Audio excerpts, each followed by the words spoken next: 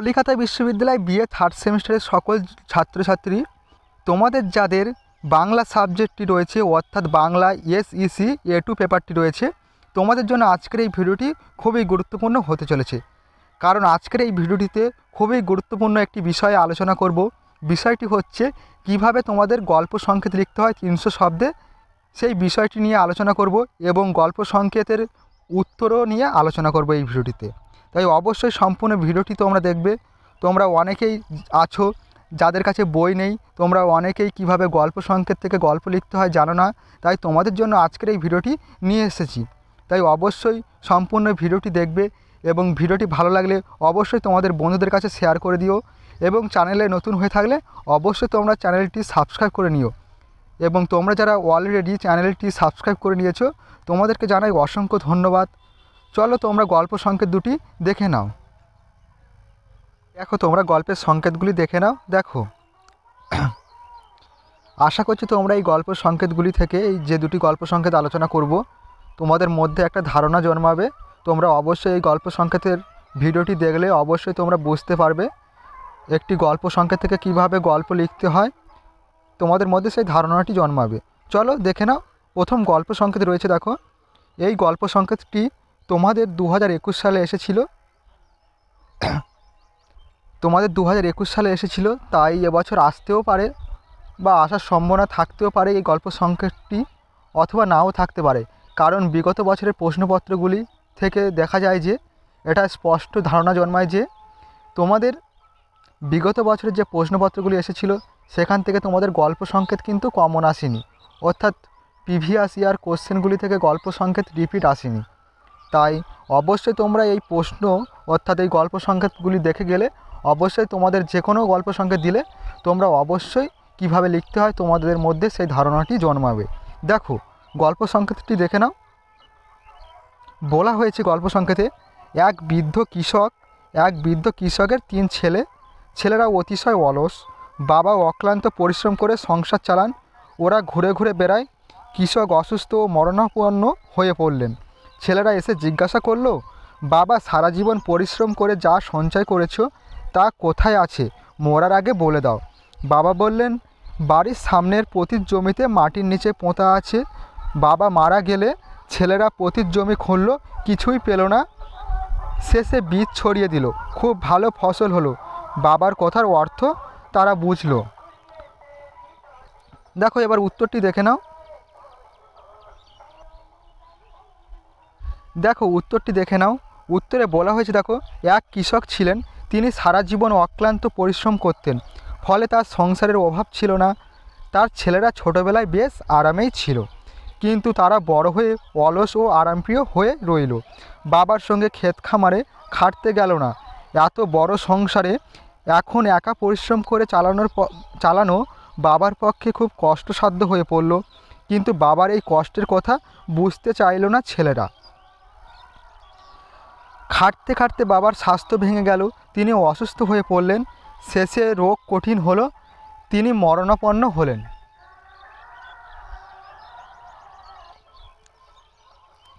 একদিন 3 ছেলে মরণাপন্ন বাবাকে গিয়ে বলল, বাবা তুমি সারা জীবন খেটে অনেক টাকা রোজগার করেছো, নিশ্চয়ই কিছু টাকা তুমি জমিয়ে রেখেছো, সে টাকা কোথায় রেখেছো বলে যাও।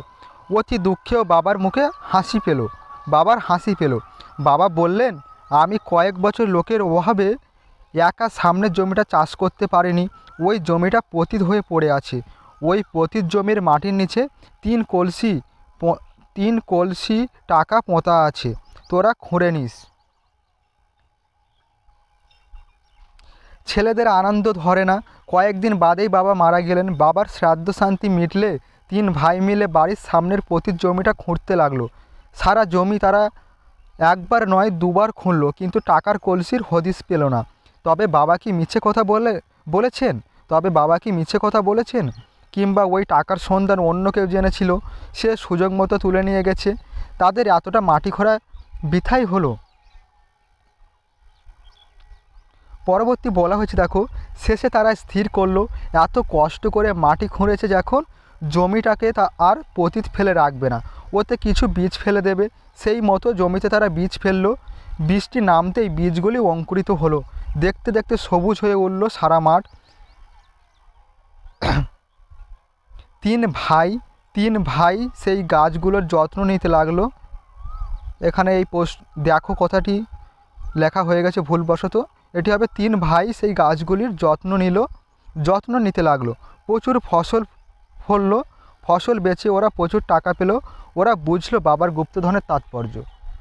তোমাদের কিন্তু গল্প সংকেতগুলি এইভাবেই লিখতে হবে, কারণ বইয়ের ভাষা তোমাদের অনেকেরই মনে থাকবে না, বইয়ের মতো করে তোমরা গুছিয়ে লিখতে পারবে না। তাই নিজের ভাষায় অবশ্যই গল্প সংকেতের সাথে মিল রেখে তোমরা অবশ্যই নিজের ভাষায় লেখার চেষ্টা করবে। অবশ্যই তোমরা গল্প সংকেত থেকে ভালোই নাম্বার পাবে। তোমাদের এই গল্প সংকেত তোমাদের 300 শব্দের মধ্যে লিখতে হয়। অবশ্যই তোমরা এই গল্পগুলো ভালোভাবে দেখে গেলে অবশ্যই তোমাদের মধ্যে একটি ধারণা জন্মাবে কীভাবে গল্প সংকেত থেকে গল্প লিখতে হয়। চলো দ্বিতীয় গল্প সংকেতটি দেখে নাও তোমরা। দ্বিতীয় গল্প সংকেত খুবই গুরুত্বপূর্ণ একটি গল্প সংকেত তোমাদের জন্য রাখা হয়েছে। অবশ্যই এই গল্প সংকেতটি ভালোভাবে দেখবে।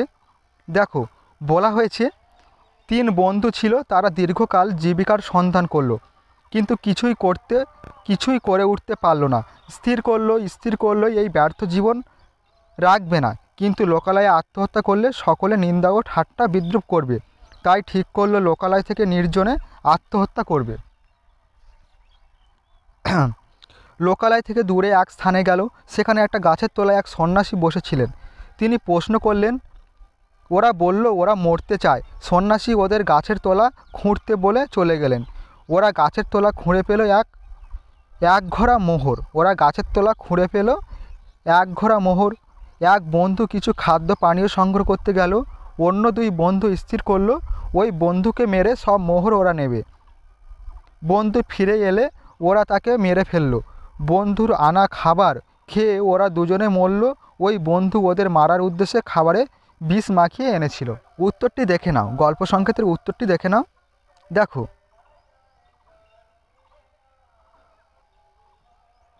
উত্তরে বলা হয়েছে, দেখো, এক শহরে 3 বন্ধু ছিল। ছেলেবেলা থেকে তাদের বন্ধুত্ব। ছেলেবেলা থেকে তারা নানা দুরন্তপনা করত। পড়াশোনা করতো না, তাই শেষ পর্যন্ত তাদের পড়াশোনা হলো না। দুষ্টু ছেলে বলে দুর্নামও ছড়িয়ে পড়ল। বয়স বাড়ল, এখন বাড়িতেও অশান্তি। আর কতদিন তারা বাপ মার ঘাড়ে বসে খায়। তারা রুজি রোজগারের অনেক চেষ্টা করলো, কিন্তু কিছুই হলো না। শেষে হতাশ হয়ে পড়ল, নেশা করতে লাগলো, কিন্তু তাতেও পয়সা চাই। শেষে একদিন 3 বন্ধু স্থির করলো বেঁচে থেকে লাভ নেই, তারা 3 জনে একসঙ্গে আত্মহত্যা করে মরবে। কিন্তু আত্মহত্যা করতে তাদের ভয় নেই, তাদের ভয় লোকলজ্জাকে। তারা আত্মহত্যা করেছে দেখলে কেউ শোক করবে না, উপরন্তু ঠাট্টা তামাশা করবে। তাই তারা শেষ পর্যন্ত ঠিক করলো এমনভাবে মরবে তারা, যাতে তাদের মৃত্যুর কথা কেউ জানতে পারবে না। তারা শহর ছেড়ে অনেক দূরে চলে যাবে, যেখানে তাদের কেউ চেনে না। এমন জায়গায় তারা মরলে কেউ জানবে না যে তারা মরেছে।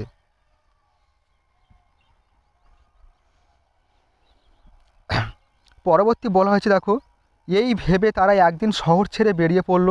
চলে গেল অনেক দূর। পথ চলতে চলতে দেখলো নির্জন একটা জায়গা।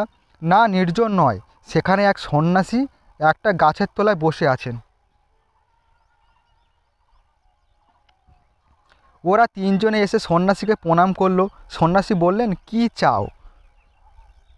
তখন ওরা বলল আমরা মরতে চাই। সন্ন্যাসী বললেন, বেশ তো, এই গাছটার গোড়া খুঁড়ে ফেলো। এখানে লেখাটা মিস্টেক হয়েছে, এই গাছটির গোড়া খুঁড়ে ফেলো, মৃত্যুর দেখা পাবে। সন্ন্যাসী তাদের একটা শাবলের মতো অস্ত্রও দিলেন। তারপর তিনি চলে গেলেন। 3 বন্ধুর কৌতূহল হলো, গাছের গোড়া খুঁড়লে মৃত্যুর দেখা মিলবে। গাছের গোড়ায় বিষধর সাপ আছে, দেখাই যাক। তারা 3 বন্ধু গাছের গোড়া খুঁড়তে লাগলো।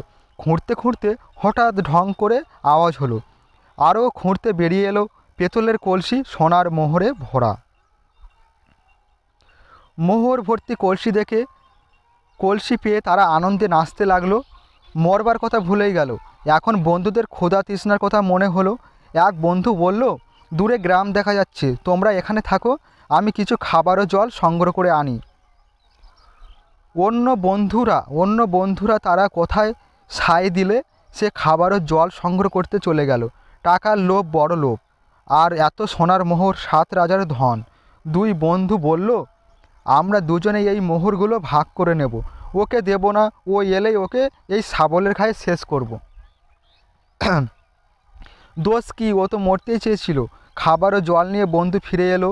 সে খাবার ও জল রাখতে দুই বন্ধু তাকে আক্রমণ করলো, তার মাথায় শাবলের ঘা মারলো, মাথা ফেটে চৌচির হলো, বন্ধু মারা গেল। এখন দুই বন্ধু মৃত বন্ধুর আনা খাবার ও জল খেলো। সেই বন্ধু ও মোহরগুলি একা পাওয়ার লোভে খাবার ও জলের সঙ্গে বিষ মিশিয়ে এনেছিল। বন্ধুরা সেই বিষ মেশানো খাবার ও জল খেয়ে মৃত্যুর কোলে ঢলে পড়ল। 3 বন্ধুই মৃত্যুর সাক্ষাৎ পেল, সন্ন্যাসীর কথা সত্য হলো। এই ছিল সম্পূর্ণ তোমাদের গল্প সংকেতটির উত্তর আলোচনা করলাম। তোমরা অবশ্যই এইভাবে গল্প সংকেতগুলি লেখার চেষ্টা করবে।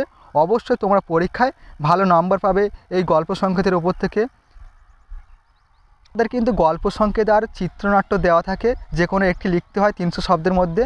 তাই আমি তোমাদেরকে বলবো অবশ্যই তোমরা গল্প সংকেত লিখবে, কারণ গল্প সংকেত থেকে গল্প বানিয়ে লেখা খুবই সহজ। গল্প সংকেতের সঙ্গে মিল রেখে অনায়াসে 300 শব্দের মধ্যে কিন্তু একটি সম্পূর্ণ গল্প লেখা যায়। তাই অবশ্যই তোমরা গল্প সংকেত থেকে উত্তরটি করবে।